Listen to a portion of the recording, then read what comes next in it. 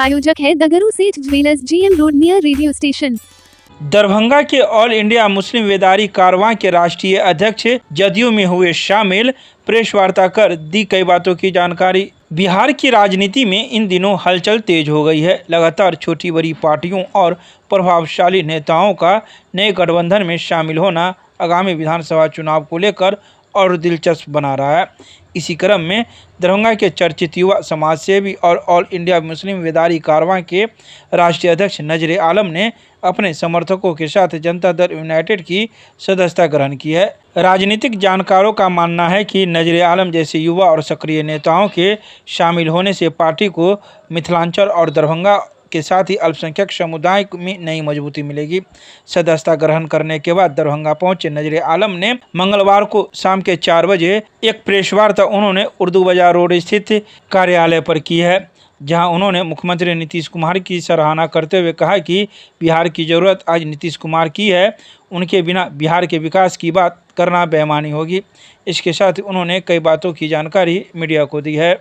देखिए, 5 अक्टूबर को मैंने पटना में आदरणीय मुख्य सचेतक विधान पार्षद संजय गांधी जी के समक्ष जदयू पार्टी की सदस्यता ली है और आज 2 दिनों बाद पटना से जब दरभंगा आया हूं तो आप तमाम लोगों के बीच कुछ बातें रखना चाहता हूं। विशेष रूप से जो जनता दल यूनाइटेड है या माननीय मुख्यमंत्री नीतीश कुमार जी का एनडीए गठबंधन है, चुनाव का भी ऐलान हो चुका है। 2 चरण में चुनाव होना है, 6 नवंबर और 11 नवंबर। सबसे अहम मौजू यह है कि इस बार पुनः हम लोगों की सरकार बनने जा रही है, जिसमें जो हमारे समाज के लोग हैं, जिनको कुछ लोग दिग्भ्रमित करते हैं, खास करके महागठबंधन के जो नेता हैं, जिन्होंने हमेशा डरा करके वोट लेने का काम किया, धमका करके वोट लेने का काम किया, मैं वैसी पार्टी को बताना चाहता हूं कि 2005 से पहले का जो बिहार था, मुस्लिम समुदाय अब उस बिहार को दोबारा देखना नहीं चाह रहे हैं। और नीतीश कुमार पर जो भरोसा है, जो 2005 के बाद आज 2025 में है, हम लोग जिस तरह से बिहार के लोगों ने नीतीश कुमार पर भरोसा जताया और जो 2005 के बाद का जो बिहार है, जिस तेज़ी के साथ विकास किया, आगे बढ़ा, मुस्लिम समुदाय भी अपने आप को उसी पटरी पे ले जाने के लिए एकदम पूरी तरीके से तैयार है। कोई डर, कोई खौफ की बात नहीं है। कुछ पार्टी लगातार ये कह करके हमारे नेता को, हमारी पार्टी को आवाम से गुमराह करते हैं कि वक्फ कानून हो या दीगर कानून हो, जिस पे माननीय मुख्यमंत्री नीतीश कुमार जी ने इंडिया अलायंस का सपोर्ट किया और मुसलमानों को चोट पहुंचाया। मेरा स्पष्ट कहना है, साफ लफ्ज़ों में कहना है कि नीतीश कुमार का एजेंडा स्पष्ट है कि बिहार अमन और इंसाफ की रियासत है। यहाँ शांति से कोई समझौता नहीं, विकास से कोई समझौता नहीं। नीतीश कुमार सबके हैं। इस एजेंडा पे काम हो रहा है और आगे भी होगा। और हम तमाम बिहार के मुसलमानों से ये अपील करेंगे कि 2025 का जो चुनाव है, एक अहम चुनाव है। आप अपने वोटों का बिखराव नहीं करें और नीतीश कुमार पे जिस तरीके से भरोसा जताया है 2005 से, 2025 में भी उसी भरोसे के साथ, इत्तेहाद के साथ एनडीए सरकार बनाने में सहयोग दें। यही बातें मैं आप मीडिया बंधु के ज़रिए तमाम अपने जो मुस्लिम समुदाय के लोग हैं या जो वंचित समाज है, जिसके वोट को लेकर के जो पार्टी शुरू से ठगती रही है, सत्ता का मलाई खाती रही है, उनके लिए भी करारा जवाब होगा 2025 और पुनः नीतीश ने शीर्ष नेतृत्व से अपनी सारी बातें रख दी है और मुझे ये कहा गया है कि अब आप पूरी तैयारी के साथ, पूरी लगन के साथ मेहनत करें। मिथिलांचल पहले भी हम लोगों ने जीता है, बिहार जीता है और इस बार जब आप जैसे लोग आए हैं तो पार्टी का भी विश्वास बढ़ा है कि जो इल्ज़ाम कुछ लोग लगाते हैं कि जदयू से या इंडिया अलायंस से मुसलमानों का मुंह भंग है, मुसलमानों के लिए काम नहीं होता है, ऐसा कुछ नहीं है। एनडीए की सरकार में सभी के साथ विकास हुआ है, किसी के साथ नाइंसाफी नहीं हुआ है। मुस्लिम समुदाय को भी योजना का लाभ मिला है, चाहे वो पोशाक योजना हो या अल्पसंख्यक आवास योजना हो या तालीमी मरकज हो या मदरसा बोर्ड में इमारत बनने का मामला हो।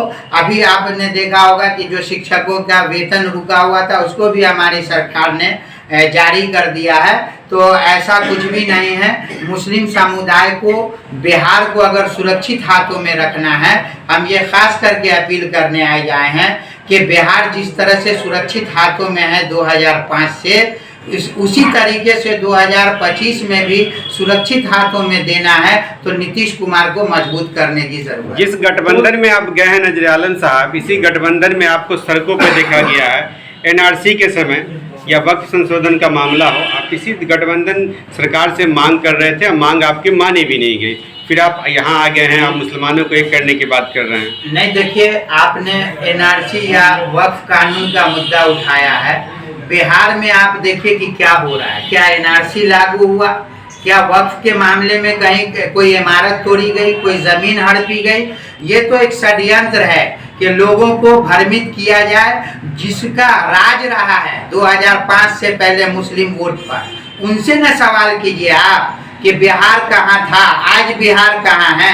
आप इस पे क्यों नहीं सवाल करते? कि लेकिन ये सवाल तो आप ही उठाते रहे एनडीए सरकार के खिलाफ, अक्सर उठाते रहे, वर्षों तक उठाते रहे कि एनडीए सरकार में मुसलमानों के साथ जो है दुर्व्यवहार हो रहा है, सौतेला बर्ताव हो रहा है, मुसलमानों को पीछे धकेला जा रही है। तो हम खुद उठाते रहे। आज आप पार्टी में आ गए तो आपकी बात बदल गई है। आपने बहुत अच्छा सवाल किया। देखिए, मुद्दे की लड़ाई तो हमेशा होती है। हम उस पार्टी में गए हैं तो इसका मतलब ये नहीं है कि हम अपनी बात नहीं रखेंगे, हम अपना विचार नहीं रखेंगे, हम अपना मुद्दा नहीं रखेंगे, वो एक अलग बात है। लेकिन आज का जो बिहार है, आप तमाम लोग मीडिया से जुड़े हुए हैं, क्या 2005 से पहले का बिहार है?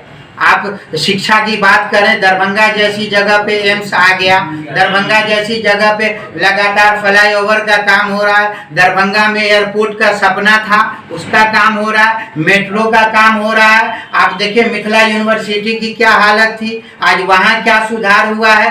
तो ऐसा नहीं है, चाहे एनआरसी हो, वक्फ हो, ये मुद्दा आता है, लेकिन उस पर हमारे नेता या सरकार ने कोई ऐसा काम नहीं किया जिससे मुस्लिम समुदाय का नुकसान हो या मुस्लिम समुदाय पे कोई ऐसी परेशानी लाई गई होगी। नीतीश कुमार का साफ एजेंडा है कि बिहार अमन व अमान के साथ चलेगा, बिहार विकास के साथ चलेगा, विकास की रफ्तार के साथ चलेगा और सभी समुदाय को साथ लेकर के चलेगा। आप नीतीश कुमार की विकास गिना रहे हैं, लेकिन नीतीश कुमार की मंत्रियों की जो भ्रष्टाचार है, प्रशांत किशोर जो आरोप लगा रहे हैं और मंत्री जो खामोश है, इस भ्रष्टाचार को क्यों नहीं गिना रहे हैं आप? नहीं, आप देखिए, जवाब तो दिया गया।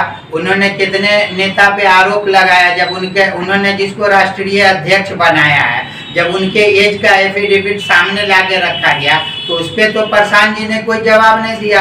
हमारी पार्टी के नेता पे जिस पे आरोप लगाएगा, उन्होंने तो अपनी बात साफ रखी, उन्होंने मानहानि का भी दावा किया है। अब तो उन्होंने कहा कि हम न्यायालय में समझेंगे, उससे भी मामला नहीं आएगा तो जनता की अदालत में समझेंगे। तो ऐसा नहीं है, आरोप लगाना, आरोप का आपके कोई ऐसा सबूत भी नहीं दे रहे हैं। हमारे नेता ने तो कहा कि आप पैसा कहाँ से लाते। अच्छा, आप हमारे नेता की बात करते हैं, इंडिया अलायंस के लोग बोल रहे हैं, पप्पू यादव जी तो बोले कि इसके पास पैसा कहाँ से आता है। वो सवाल भी तो कीजिए उनसे जाके पीछे से कि पैसा कहाँ से आता है। आप इतने अच्छे सलाहकार हैं कि आपको 200 करोड़ रुपया दे रहा है लोग, अच्छी बात है, सलाह मशवरा देते रहिए। तो ये तो अब जनता के बीच का मामला है, अब तो चुनाव में हम लोग जा रहे हैं, अब आगे जनता का देखना है क्या फैसला होता है। एक सवाल